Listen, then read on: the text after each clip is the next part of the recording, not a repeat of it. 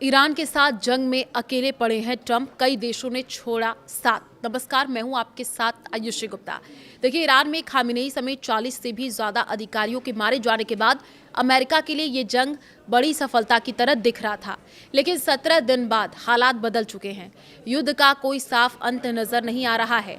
जी हाँ, ईरान ने जवाब में हॉर्मुज जल डमरुमध्य के रास्ते तेल आपूर्ति रोक दी, जिससे दुनिया की अर्थव्यवस्था पर बड़ी चोट पहुंची है। ट्रंप अब अपने सहयोगी नाटो देशों से हॉर्मुज में रास्ता खुलवाने की अपील कर रहे हैं।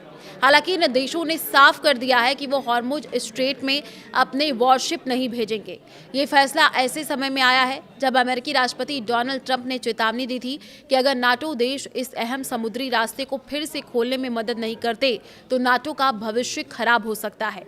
द गार्जियन की रिपोर्ट के मुताबिक जर्मनी ने साफ कहा है कि वो किसी भी सैन्य कार्रवाई में हिस्सा नहीं लेगा।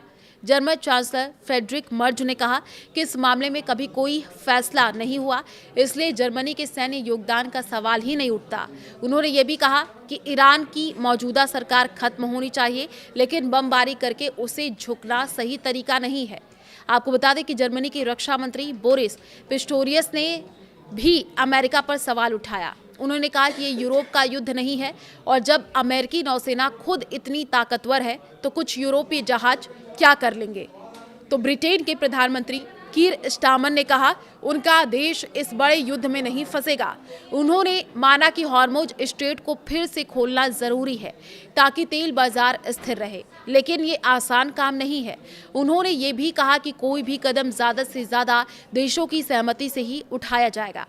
यूरोपीय देशों ने सैन्य कार्रवाई की बजाय कूटनीति पर जोर दिया। ये जल डमरुमध्य बहुत अहम है क्योंकि यहाँ से दुनिया के लगभग 20% तेल और गैस की सप्लाई होती है, जो फिलहाल ईरान के कारण प्रभावित हो रही है। इटली के विदेश मंत्री एंटोनिया ताजानी ने यह कहा कि इस संकट का हल बातचीत से ही निकलना चाहिए और उनका देश किसी नौसैनिक मिशन को बढ़ाने के पक्ष में नहीं है। उन्होंने ये भी कहा कि यूरोपीय यूनियन के मौजूदा मिशन सिर्फ समुद्री डकैती रोकने और रक्षा के लिए हैं, उन्हें युद्ध में नहीं बदला जा सकता। ऑस्ट्रेलिया, फ्रांस और जापान ने भी साफ कर दिया है कि वे अपने युद्धपोत नहीं भेजेंगे। दूसरी ओर ट्रंप लगातार अपने सहयोगियों पर दबाव बना रहे हैं। उन्होंने कहा कि जिन देशों को इस समुद्री रास्ते से फायदा होता है उन्हें उसकी सुरक्षा में हिस्सा लेना चाहिए। ट्रंप ने खास तौर पर ब्रिटेन से नाराजगी भी जताई, हालांकि उन्होंने उम्मीद की है कि वो इसमें शामिल होगा। यूरोपीय यूनियन के विदेश मंत्रियों ने भी अपने रेड सी लाल सागर मिशन को हॉर्मुज तक बढ़ाने से इनकार कर दिया।